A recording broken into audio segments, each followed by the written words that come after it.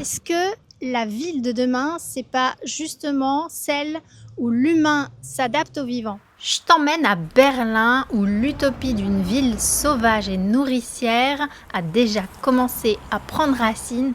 Ici, le végétal n'est plus ornemental, mais il devient peu à peu la trame même de la ville, du vivant.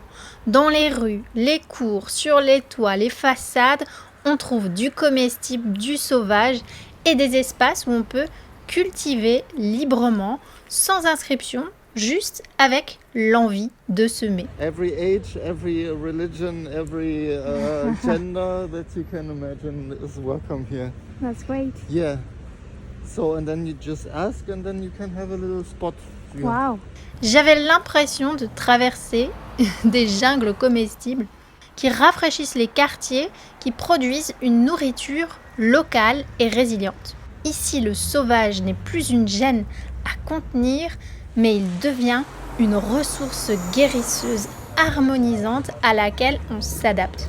Ce qui m'a touchée aussi, c'est que ces jardins cultivent pas que la nourriture, mais ils créent aussi du lien. Un esprit de résilience où la ville devient un lieu où on peut entrer sans appartenir à rien, prendre soin d'une plante avec un inconnu, partager, être simplement au service du vivant et du présent. Chef cooker from France. Okay. You say stop. Stop. Wonderful. Thank you for her. Même les cimetières redeviennent des espaces de vie paisibles et joyeux.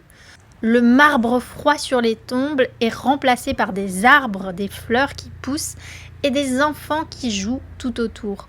Les morts et les vivants continuent de danser ensemble, reliés par cette abondance du végétal.